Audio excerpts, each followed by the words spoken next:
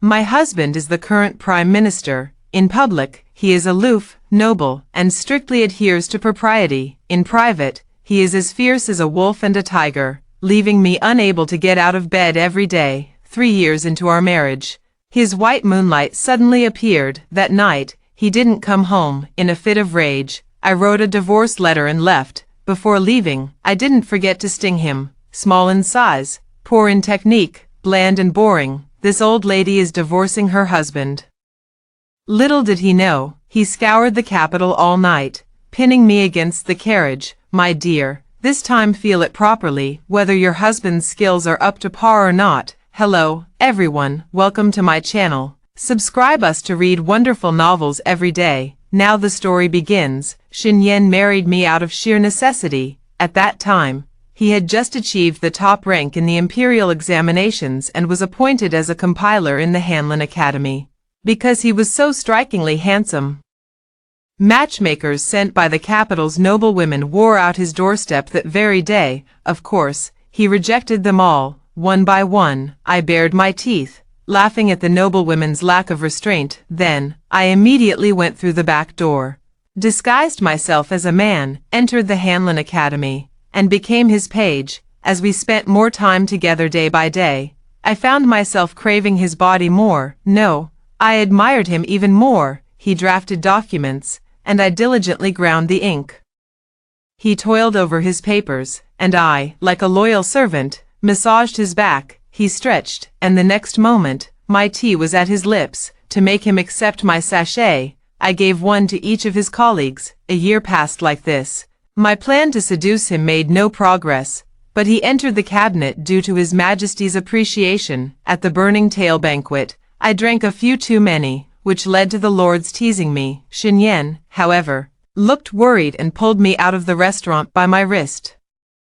Song Zhao, why are you drinking so much? Unhappy, my face flushed, and I nodded. I was, after all, the legitimate daughter of a marquis's residence, and I had served him diligently for a year, yet I still hadn't won him over. It would be strange if I were happy, he comforted me. After entering the cabinet, I can still take you with me. I won't let you lose your job. Cut the crap. I don't want to keep being someone's servant. Please go back, my lord. I'm going home to get married. When my father pulled strings to get me this job, he said he'd only give me a year. If I can't win Xin Yan over in a year, I'll obediently go home and discuss marriage. Whatever Xin Yan said afterward, I didn't catch any of it, because, the moment I turned my head, something felt off. My head was buzzing, and my vision grew blurry. Not only was my mouth dry and my tongue parched, but my lower abdomen also felt a surge of heat. This sensation wasn't like being drunk. It was more like I had consumed something unclean. Xin Yan noticed my discomfort and quickly supported me. I saw his thin lips move, and it seemed like he was saying, to the clinic, no, to hell with the infirmary. What this old lady needs now is a man. A man with broad shoulders, a narrow waist, a handsome face, and a perky butt, and there's one right in front of me. I didn't hesitate, one audacious individual. I wrapped my arms around him, looked up, and kissed him passionately. Xin Yan seems to be struggling, because he kept pushing me. The biting wind chilled me to the bone. He picked up his greatcoat, wrapped it around me, and then threw me into the carriage. Bear with it. He seemed to have said something like that, but the cloak was filled with his scent, and as I inhaled it, the turmoil within me grew more intense. Ignoring his protests, I straddled his lap, haphazardly tore open his jade belt, and reached inside. A muffled groan escaped him, and the corners of Xin Yan's eyes instantly turned crimson. Song Zhao, his cheeks were flushed, and his voice was hoarse. Seeing my dazed eyes and wronged expression, he seemed to soften. Finally, as if compromising, he lowered his head and kissed me. I don't remember much of what happened afterward. I only remember waking up in the Xin residence, my body covered in red marks, not a single patch of good skin. I endured the pain and ran back to the marquis's residence. The next day, Xin Yan arrived with betrothal gifts. He didn't ask me about disguising myself as a man. He didn't tell me how he found the marquis's residence. He just smiled gently, letting my father question him over and over again. At that moment, I finally realized that Shinyen, this big watermelon, seemed to have been forcibly plucked by me. Over 3 years, he rose steadily through the cabinet, eventually reaching the position of Chief Grand Secretary. In court, he navigated with skillful ease, knowing when to advance and when to retreat. In public, he was dignified and courteous, cool and self-possessed. Only in bed, each time, he seemed to have taken some kind of aphrodisiac, never sated, though he was infatuated with my body. He never said he loved me, no matter how wild he was at night. By day he would revert to that calm and polite deadpan. At first, I would still agonize over whether he liked my body or me as a person. Over time, I came to terms with it. Controlling others is also my prerogative. I don't care if it's a forced melon, as long as it tastes sweet to me, that's enough. The Duchess of Wei hosted a flower viewing banquet, and I was invited to attend. At the table was a woman, beautiful and radiant. None of that matters. What matters is that she kept staring in my direction, with an unreadable expression. I felt suspicious but said nothing, until she gracefully approached and spoke with a mocking tone. So you're Ayen's wife? Hearing her call Shinyen Ayen, I felt a faint discomfort in my heart. And you are? Before she could respond, the whispers of nearby official families reached our ears. Isn't this Su Miaoi, the wife of Censor Liu? No, I mean Magistrate Liu, back from Lingnan. My heart suddenly skipped a beat. During my year at the Hanlin Academy, I had heard her name countless times. Su Miaoi, whose ancestral home was Jianzhou, was from the same hometown as Shinyen. No, they were more than just from the same hometown. They grew up together and had a childhood sweetheart relationship. Before her parents passed away, the Su family entrusted her to Shinyen. Shinyen brought her along when he traveled to the capital for the imperial examination. At that time, everyone called them a perfect match, a couple made for each other. But for some unknown reason, she found a better match and married Censor Liu, the day after their wedding. Censor Liu angered the emperor and was demoted to a small county magistrate in the Lingnan region. Now that she has returned to the capital, was it due to a pardon, or? My conjecture was quickly confirmed. Su Miaoi glanced at me and smiled faintly. I have already divorced that man surnamed Liu. So of course I must return to the capital to reclaim what is mine. Yours? I frowned. Exactly. Seeing my displeased expression, Su Miaoi became even more smug. As soon as I returned to the capital, Ayen found me an invitation to a flower viewing party.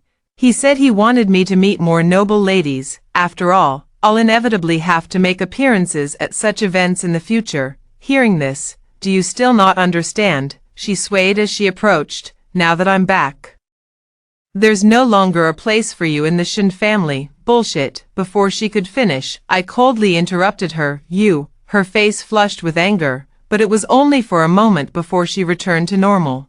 I heard you're descended from a military general. You're indeed crude and unrefined. Fine. Ayen has already promised to spend the night with me at Drunken Spring House tonight. I'm too lazy to argue with you. At night, I sat at the dining table, my hands trembling uncontrollably. In the past, Shinyen would always return to the mansion before sunset. When he returned, he would also bring some pastries and candied fruits that I liked. No snacks today is one thing, but even the person hasn't come back. This damn thing is indeed suspicious. The servant boy returned with a letter, just 2 short lines. To my dear Zhao Zhao, urgent matters tonight, don't wait for me. I gave a self-deprecating laugh. My dear husband, does he even remember that I am his lawfully wedded wife? Where is he now? Servant, my lord is catching up with old friends and should still be at the Drunken Spring Pavilion. Indeed, as the daughter of Marquis Jing'an and the wife of the current Chief Grand Secretary, even if I were to overturn the Drunken Spring Pavilion, no one would dare say a word. But my pride wouldn't allow me to do so. What kind of scene would it be if Shinyen and Su Miaoi were together? I dared not imagine, let alone witness it. That night, I lay awake until dawn. My mind is filled with the image of Shinyen riding through the streets on the day the imperial examination results were announced, dressed in a crimson brocade robe and wearing a black gauze hat with double wings. He sat upright on a tall, majestic horse. His strikingly handsome face bore a confident yet gentle smile. like a mountain breeze that instantly brought a refreshing sense of comfort. With just one glance, I was captivated by him. Countless nights thereafter, I fell into sweet dreams thinking of his face. Only tonight, tears pour down like a torrent. Outside the window, spring is in full bloom, yet my heart feels as if plunged into an ice cave, utterly frozen. I don't want to sit around and wait to die. Between us, even if we separate, I should be the one to propose it first. Before dawn broke, I fetched my brush and ink, and wrote profusely, deed of separation, parting ways with mutual understanding, may each find happiness. No. It was clearly him who wronged me. Why should I wish him happiness? Tear it up and start over. Letter of divorce. Small in stature, poor in skill, bland and boring. This lady demands a divorce. I summoned my servant and had my 120 dowry chests sent back to the Marquis's mansion. As for myself, I grabbed my valuables and slipped away. In the following days, the entire city was on high alert. It is said that Xinyan requested the military tally from His Majesty and mobilized all 50,000 troops from the southern city into the capital, solely to search for his wife. What a joke. If he can find her, I'll eat my hat. My father sustained injuries on the battlefield, suffering from chronic back pain. I dare not upset him, so I didn't return to the Marquis's residence. Instead, I went to my dear friend Warner's private estate to freeload meals and drinks every day. Warner would come looking for me carrying a food box. She was so cautious and sneaky, it was almost like having a secret affair. Zhao Zhao, are you really serious about the chief minister? What's the point of keeping a dog that steals food? I tilted my head to glance at her. You wouldn't go and snitch, would you? Warner's husband is the Grand Scholar Pei from the Grand Secretariat. It was because of Xinyan and Grand Scholar Pei's colleague relationship that the two of us became good friends. Hey, how could I? What I meant was, she quietly leaned in closer. The troops have withdrawn outside today. How about I take you to have some fun with a few young male entertainers? I furrowed my brows and narrowed my eyes. Let's go. My treat. We went to the largest male brothel in the capital. The young men inside all had chiseled features, extraordinarily handsome. They wore only sheer silk robes, holding pipas as they plucked the strings and sang softly. As I listened, I began to feel like crying, because it made me think again of that demon Xinyan, a face like jade, powerful arms, firm pectorals, a lean and toned waist, and a perky, narrow backside. Hiss, I couldn't help it. Tears streamed from the corners of my mouth. Warner was utterly speechless. Seriously, it's only been a few days without a man, and you're already this desperate? I didn't respond. She gets to be held by her husband every day. How could she possibly understand the nun-like existence I'm living? Warner grabbed me and pulled me away. I've arranged something intense for you. I had just stood up when a strong hand grabbed me. Xinyan. It must be him. I knew he wouldn't just let me leave. I raised the corners of my lips high, turning back in surprise and delight. Then, I let them fall again. Su Changqing, is it really you? Song Zhao, I uncomfortably shook off his hand. What are you doing here? He rubbed his nose. I passed by the door and saw your back, which looked somewhat familiar, so I came over to try my luck. Su Changqing and I met at the Hanlin Academy. Unlike others, from the very beginning, he knew I was a woman, because he also got in through the back door. Only, I was going as a book boy, while he was going as an editor. That year, I learned quite a few of Xinyan's preferences from him. Even the past between Xinyan and Su Miaoyi was told to me by him. At this moment, the way he looked at me seemed a bit off. Have you been well these years? The sachet you gave me, I really liked it. My gaze instinctively fell to his waist, where a clearly worn sachet was hanging. Back then, to give Xinyan a sachet, I had given one to everyone in the Hanlin Academy. Of course, only Xinyan's was embroidered by my own hands. He still keeps it to this day. Could it be he has some thoughts about me? Just as I was muttering to myself, Su Changqing suddenly grasped my hand with deep emotion. Zhao Zhao, I heard you had a falling out with the chief minister. Actually, there are plenty of good men in the world besides him. You might want to look around a bit more. Su Shijiang, a deep, clear male voice interrupted him. Matters between husband and wife are not for outsiders to meddle in. Turning towards the voice. The man who haunts my dreams is standing not far away. His face is as fair as jade, his beauty ethereal, standing tall and graceful like a jade tree in the wind. Suddenly, my vision grows somewhat blurred. It wasn't until he shot a sharp glance at my wrist, which was being held by Su Changqing, that I suddenly snapped back to reality. I quickly pulled my hand free from Su Changqing's grasp and took Warner's hand, ready to leave. It's not fun here, let's go somewhere else, but Warner didn't move. I frowned, looking at her. She timidly pointed in Xinyan's direction. Only then did I notice Grand Scholar Pei behind Xinyan. Aren't you coming over? Grand Scholar Pei crooked his finger, and Warner scurried over, coming to such a filthy place, and even abducting the Grand Secretary's wife. Do you think you should be punished? Yes, let's go. I'll punish you at home. The couple stuffed my mouth full of dog food, then walked away. The air suddenly fell silent. Both men stared at me in unison, and I was so embarrassed I could dig my toes into the ground. I lowered my head, intending to slip away, but was unexpectedly grabbed by the wrist. Immediately after, I fell into a warm embrace. Xinyan looked down at me, his gaze unreadable. Zhao Zhao, come home with me. I won't. I struggled in his arms, trying to push him away. Not only did I fail, but he also slapped my bottom. His eyes held a warning, if you don't behave. I don't mind doing something unspeakable to you right here, in front of so many people. Sounds exciting. I'm kind of looking forward to it. What's going on? But expectations aside, I still need to save face. I didn't resist anymore. Letting Xinyan lead me away, he carried me into the carriage, his forehead pressed against mine, pinning me against the carriage wall. The excessive closeness made my heart race a little. Xinyan, I've already divorced you. He kissed me. I disagree. So, I want to hear you say it yourself, just once. Both of their breaths were ragged. His jade belt had come undone at some point, and his large hand reached out to grasp me. I flinched from the burn, but he held my wrist firmly. Is my wife very dissatisfied with her husband's size? More than satisfied. I was a little scared. I shook my head silently. Then you're not satisfied with the technique. He picked me up and placed me on his lap, then whispered in my ear, my dear. Feel it properly this time. Dense kisses fell again, this time, incredibly hot. I was kissed into a daze, not daring to move, as if dissatisfied with my reaction. He pressed hard on the small of my back, taking advantage of my gasp.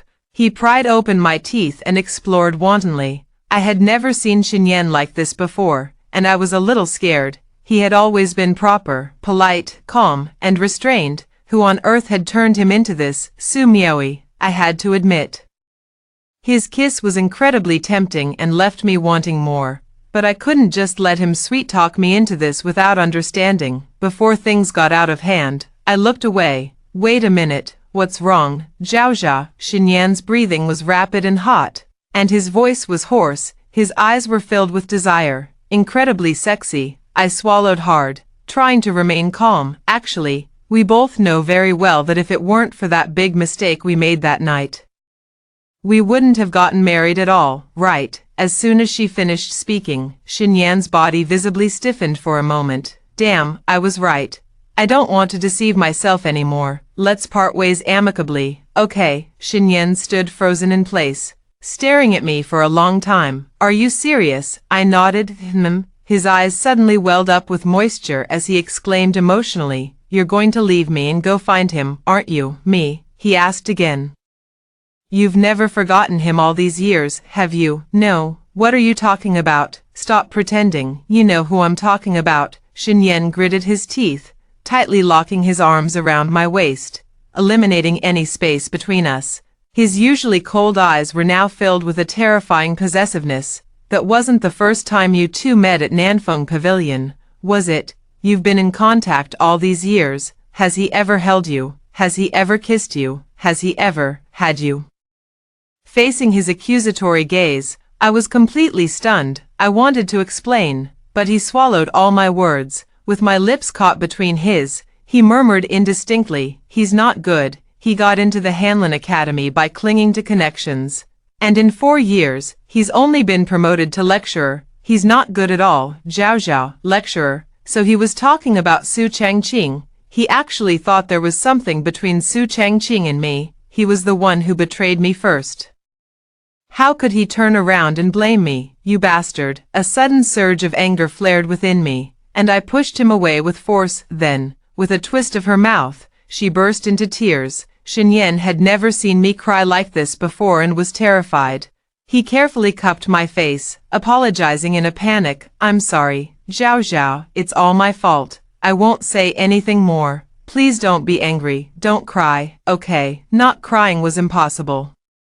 The grievances that had accumulated over a long time erupted at this moment, and I couldn't stop crying. I had originally thought that once I had cried enough, I would give him a good scolding, but halfway through my crying, I fell asleep. In my dream, I felt strong hands holding me, and a gentle voice coaxing me. When I woke up again, Xinyan was already dressed to the nines, ready to go out. Zhao, breakfast is on the table, remember to eat it. Miaoi has something important to discuss with me today, so I'll be back late. Miaoi, always Miaoi. The unextinguished anger surged back with a vengeance at this moment. In a fit of impulse, I grabbed the teacup from the bedside table and hurled it hard at Xinyan. Get out, leave now and never come back. With a thud, Xinyan was left with a wound on his forehead. As blood trickled down from his head, I froze in shock on the spot. Xinyan looked a little surprised, but not at all angry. Zhao, do you hate me that much? I was crying so hard I couldn't catch my breath, and my heart ached. I hate you. I've hated you since the first time we met. You don't understand anything. You have no idea what I'm thinking. I want a divorce, and I want it now. Xinyan's face turned pale, then paler. He watched me silently, and after a long time, he finally spoke. All right, I understand. He walked to the antique shelf and took out a large brocade box. I agree to let you divorce me, on the condition that you accept these. I know you've lived in luxury since childhood and lack nothing, but I also know your pride is too great. Once you leave the Shen residence, you would never return to the Marquis's house seeking shelter. All my savings since becoming an official and the rewards from His Majesty are in here, including banknotes, land deeds, as well as shops and residences. We have quite a few houses. Pick one you like to live in. If none suit you, we can buy another, so you won't have to trouble others. I've already informed my father-in-law that the reason you returned the dowry last time was because there wasn't enough space in our family warehouse. They don't know about our separation. If you're willing, you can come back any time. I listened to his instructions, tears falling uncontrollably. For Su Miaoi, he was willing to give up the family fortune he had worked so hard to earn. Indeed, there was no way I could ever come between them. Xinyan carefully wiped away my tears and personally packed my luggage for me. Before he left, he held my shoulders and kissed the top of my head. Zhao, I'll wait for you to come back. My heart felt like it had been punched through, with wind whistling through it, but in the end, I didn't look back.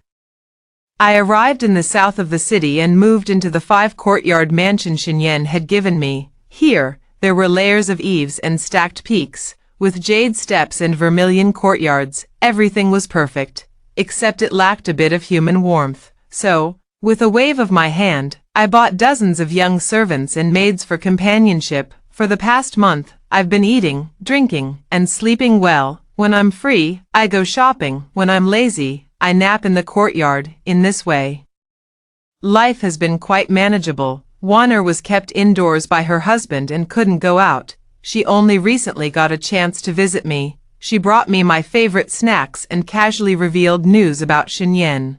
The Grand Secretary hasn't attended court for many days. There are rumors that he fell seriously ill and then disappeared. My hand, which was peeling melon seeds, paused. No way, without me. He's no longer constrained and should be living a more carefree and enjoyable life. How could he be sick and missing? Perhaps all of this is just an excuse. He's probably off somewhere with Su Miaoi, flirting and having a good time. Impossible, Wanner said with great certainty. Su Miaoi has been betrothed by the Duchess to the General of Pingnan as his second wife, and their wedding is in 3 days. Betrothed to the General of Pingnan, then wouldn't Xinyan be a complete fool? I had a nagging feeling that I had made some kind of mistake. After Wana left, I felt restless and ultimately decided to return to the Shin residence to check. No sooner had I reached the main entrance than a torrential downpour began. The maid went back to her room to fetch an umbrella, so I waited under the eaves of the doorway. Through the drizzling rain, I saw a snack stall not far from the door. The vendor was tall and lean, with a black cloth covering his face. His long, dark hair was soaked with rain, clinging to his coarse cloth robe, making him look a bit disheveled. Is this person out of his mind, with such heavy rain? Who would come to buy his goods? Wondering about it, the man's gaze was already cast from afar, melancholic anticipation, a sense of déjà vu, from what I recall. He's been a frequent presence since I moved here. His stall sells all the snacks I love, and I've even bought from him twice. I was just absent-minded at the time, keeping my head down, and didn't notice the familiar aura about him. Oh fool, my heart tightened. And without a care for the pouring rain, I quickly ran over. Seeing me approach, Xinyan's eyes first showed a flicker of surprise, then welled up with heartache. He quickly stepped forward, took off his outer robe, and covered it over my head. Be careful not to catch a cold. After not seeing each other for days, his tone carried an undeniable tension. And what about you, standing in the rain? Aren't you afraid of catching a cold? I looked up at him as he pulled down the face covering, revealing his handsome features. He had grown darker and thinner, his lips were dry and pale, his eyes brimming with exhaustion. Gazing steadily at me, he said, "Don't be afraid." Suddenly changed his mind. "I'm scared." He suddenly leaned weakly on my shoulder. "Zhao Zhao, I'm soaked, so cold. Can I come in and sit for a while?" Though his tone was questioning, his arms tightly wrapped around my waist, leaving no room for refusal. The servant and maid had already come forward with umbrellas. To avoid embarrassment, I had no choice but to bring Xinyan back to my room. He took a shower, changed into my inner clothes, and then pretended to sleep on the bed. I frowned at him. "Are you planning to stay here?" His body stiffened, and he slowly turned around, asking cautiously, "Is that okay?" His clothes were too small, leaving his chest partially exposed as the fabric couldn't close properly. I couldn't help but blush at the sight. "It's not entirely impossible," I stammered. "But you suddenly appeared at my doorstep. Don't you have anything to explain?" "Well," Xinyan scratched his head, "I've given all my family wealth to you, and now I'm broke, so I had to set up a stall." "Liar." I turned to leave, but Xinyan suddenly jumped off the bed and hugged me from behind. "Zhao Zhao, don't go." He spoke urgently, then softened his tone as he nuzzled against the back of my neck. "Zhao Zhao, I'm sorry. I missed you too much. Don't send me away, okay?" The familiar scent enveloped me, and my heart instantly melted. "If you can't bear to part with me, why did you send me away from the Shin residence?" Xinyan looked even more aggrieved.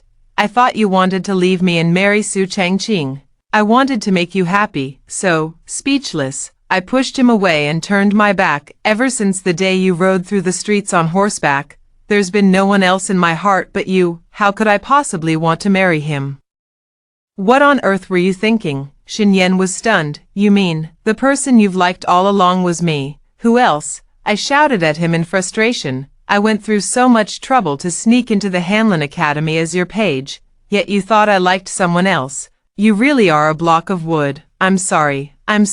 Xinyan, with reddened eyes, pulled me into his embrace. "Back then, you were always following Su Changqing around, even giving him sachets.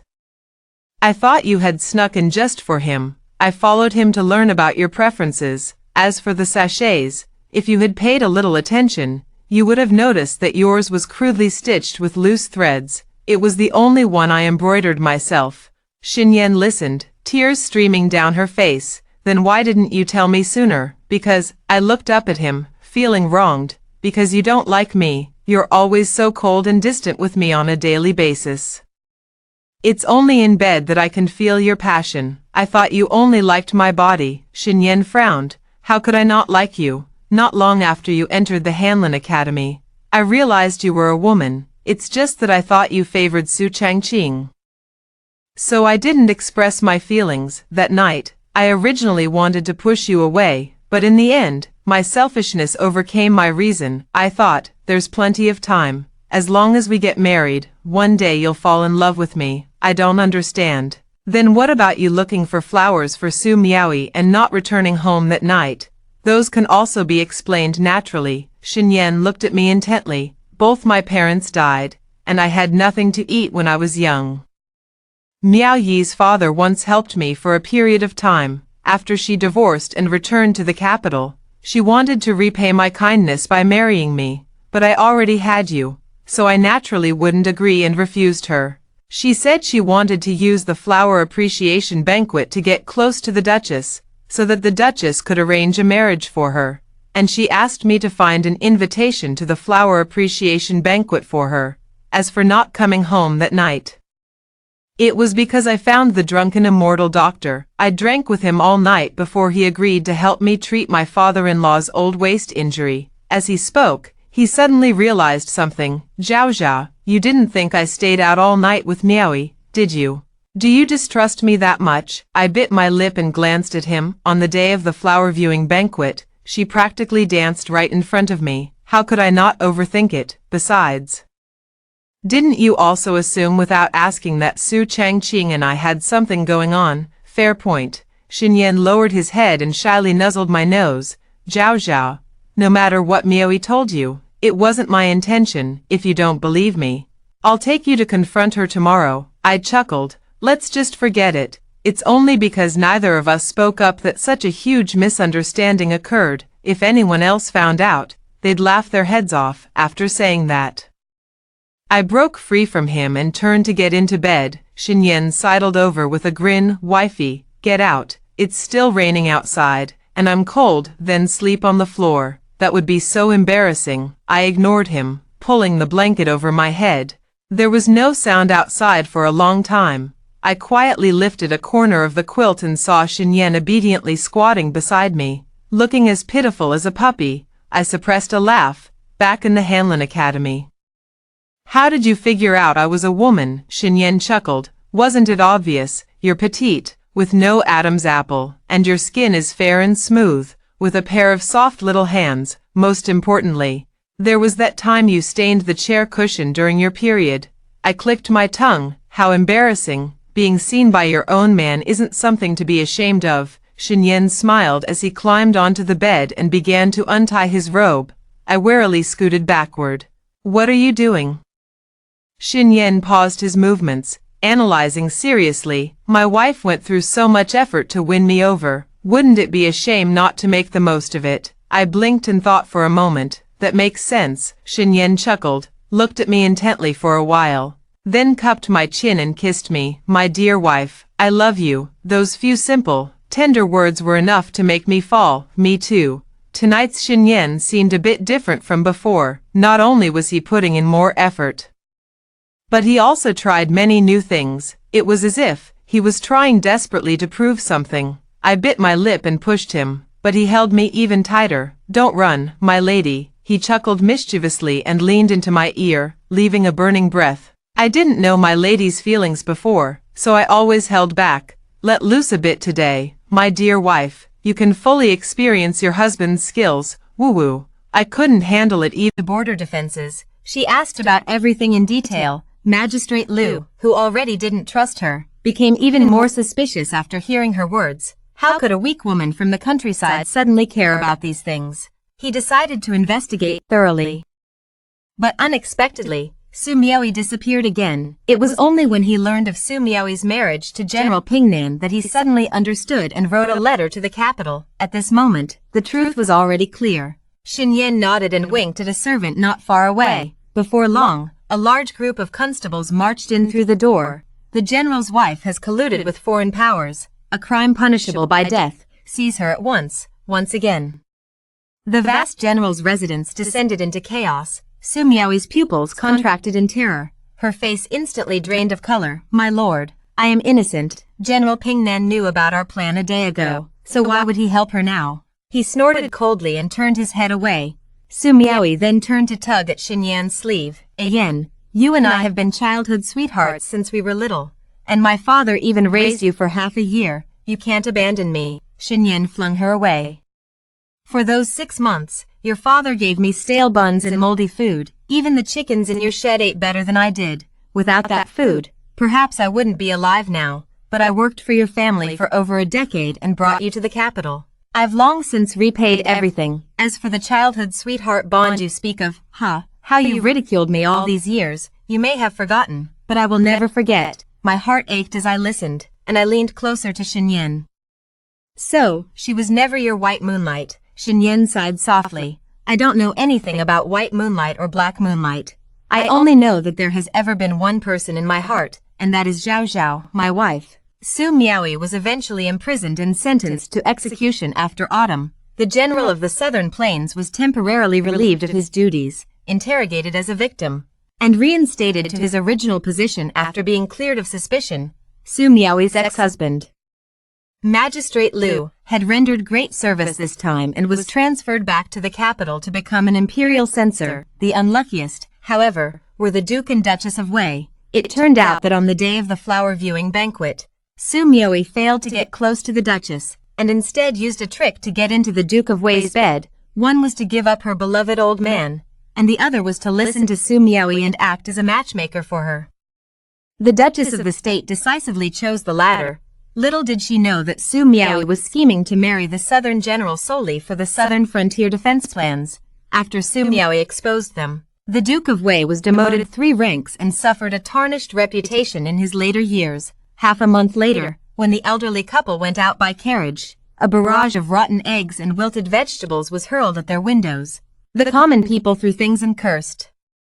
So old and still colluding with enemy spies, you old pervert. Su Changqing stood by the roadside, watching the commotion. Only after the carriage had gone far did he slowly shake his head. Alas, it's all trouble caused by lust. I quietly came up behind him. Then what about you, Lecturer Su? Haven't you ever made a mistake because of lust? Su Changqing was startled and turned around to ask, Zhao Zhao, why do you say that? I sneered. First, my name is not for you to call. Second, in recent years, my husband has secretly investigated everyone at the Burning Tail banquet that year and thoroughly checked the black market transaction accounts. Finally, a few days ago, he found out that you, Lecturer Su, bought Love Silk Entanglement on the day you attended the banquet. You were the one who drugged my wine that day, weren't you? Su Changqing's face turned ashen with shock. Zhao Zhao, no, Madame Shofu. Please listen to my explanation. I was also forced to back then.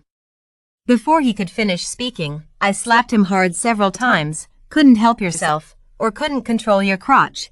I must have been blind to ever consider you a friend. More and more onlookers gathered on the road, and the remaining rotten eggs and leaves in the hands of the common people were all thrown at him.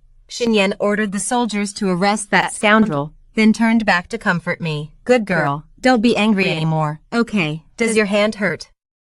Let your husband blow on it for you. He was clearly trying to coax me, but the corners of his mouth just wouldn't drop. I frowned. Are you very happy? Yes, Xinyan nodded with a smile. Although Su Changqing and Su Miaoyi are indeed detestable, we've turned misfortune into blessing by clearing up years of misunderstandings. Now that my wife and I understand each other's hearts completely, how could I not be happy? It suddenly dawned on me. That's true, without me noticing. Xinyan suddenly picked me up and got into the carriage. Me, what are you doing? Xinyan smiled, burying his head intimately in the crook of my neck. Let's go home. I got some fun little toys today. Let's go back and try them out. But it's daytime now. Your husband's skills are lacking, so we should practice more even during the day. After all this time, how does he still remember that comment about poor skills? Can I not practice? Of course not. If you don't practice diligently, what will happen if my wife is not satisfied another day and wants to divorce me again? Woo-woo. I swear, I will never dare to mention the word divorce again in my life. Warm lips kissed my eyelashes. Don't cry, my dear wife. Your husband will definitely work hard.